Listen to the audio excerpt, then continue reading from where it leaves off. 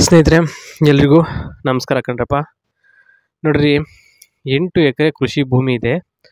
ಇದನ್ನು ಒಂದು ರೆಂಟಿಗೆ ಕೊಡ್ತಾರೆ ಒಂದಷ್ಟು ವರ್ಷ, ಯಾಕೆಂದರೆ ಅವರಿಗೆ ಮಾಡಬೇಕಾದಂಥ ಕೆಲಸ ತುಂಬ ಇದೆ. ಆ ಒಂದು ಕಾರಣಕ್ಕೋಸ್ಕರ ನೋಡಿ, ಸೌಮ್ಯ ಅಂಥೇಳಿ ಕೃಷಿ ಜಮೀನಿನ ಒಡತಿ 4 ಎಕರೆ.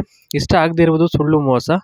ಇಷ್ಟ ಆಗೋದೇನಪ್ಪ ಅಂದರೆ ಕೆಳಗೆ ಅಗಲಿಸಿ ಕೊಡೋದು ಇವರಿಗೆ ತುಂಬ ಇಷ್ಟ ಆಗುತ್ತೆ. ಜಿಲೇಬಿ ಬಂದ್ಬಿಟ್ಟು ಪಿಂಕ್ ಇದೆ ಇವತ್ತು, ಮಾಡಿದಾಗ ಮಾತ್ರ ಕಪ್ಪು ಮತ್ತು ದಪ್ಪ ಪೂರಿ ಥರ ಉಬ್ಬುತ್ತಿದ್ದು.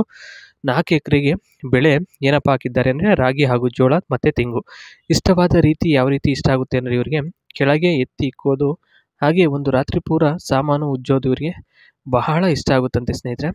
ಇನ್ನು ಹಸೆಮಣೆ ಭಾಗ್ಯ ತಾಳಿ ಕಟ್ಟಿಸಿಕೊಂಡಿದ್ದೀನಿ ಅಂತ ಹೇಳಿದ್ದಾರೆ, ಅಂದರೆ ಇವರಿಗೆ ಲಗ್ನ ಆಗಿದೆ ಅಂತಕ್ಕಂಥದ್ದು ಅರ್ಥ ಆಗುತ್ತೆ ಸ್ನೇಹಿತರೆ. ಇನ್ನು ನೆಕ್ಸ್ಟು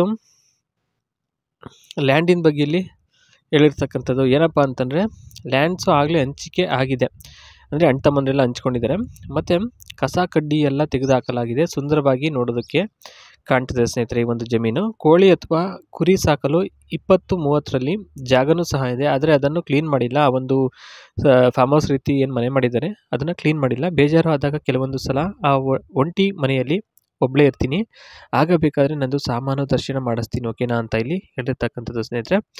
ಆ ಒಂದು ಸಮಯದಲ್ಲಿ ಮಾತ್ರ ಪಾಳು ಬಿದ್ದ ಮನೆ ರೀತಿ ಇದೆ, ಅದು ಗಲೀಜು ಜಾಸ್ತಿ ಆಗಿದೆ ಅಂತಕ್ಕಂಥದ್ದು ಹೇಳಿದ್ದಾರೆ ಸ್ನೇಹಿತರೆ. ಅಂದರೆ ತುಂಬ ಗಲೀಜಿದೆ ಅಂತೆ ಜಾಸ್ತಿ, ಹಾಗಾಗಿ ಅಲ್ಲಿ ಜಾಸ್ತಿ ಹೊತ್ತು ಇರೋಕ್ಕಾಗಲ್ಲ, ವಾಸನೆ ಬರುತ್ತೆ. ಇನ್ನು ನೋಡ್ಬೋದು ಸ್ನೇಹಿತರೆ, ಮೆಕ್ಕೆಜೋಳ ಅದು ಇದು ಎಲ್ಲ ಬೆಳೀತಾರೆ, ಫ್ರೆಶ್ಶು ಸ್ನೇಹಿತರೆ. ತುಂಬ ಕಷ್ಟಪಟ್ಟು ಬೆಳೀತಕ್ಕಂಥ ಒಂದು ಲ್ಯಾಂಡ್ ಇದಾಗಿರುತ್ತೆ.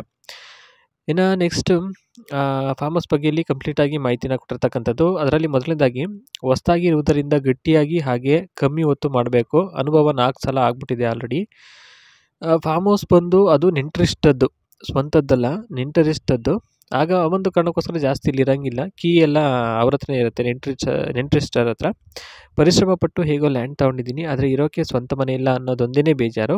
ಇನ್ನೆಲ್ಲ ಕೂಡ ನೆಮ್ಮದಿಯಾಗಿ ಜೀವನವನ್ನು ಮಾಡ್ತಿದ್ದಾರೆ ಅಂತ ಇಲ್ಲಿ ಹೇಳಲಾಗಿದೆ. ಇನ್ನು ಕಟ್ಟಿದ ಮನೆ ತೊಗೊಂಡು ಗೃಹಪ್ರವೇಶ ಮಾಡಬೇಕು ಅಂತ ಗಂಡ ಹೇಳ್ತಾನೆ, ಅದು ವಾಸ್ತು ಪ್ರಕಾರ ಇರುವುದಿಲ್ಲ, ಅದನ್ನು ಅನ್ನೋದೊಂದೇ ಒಂದು ಬೇಜಾರು ಅಂತ ಹೇಳಿದ್ದಾರೆ.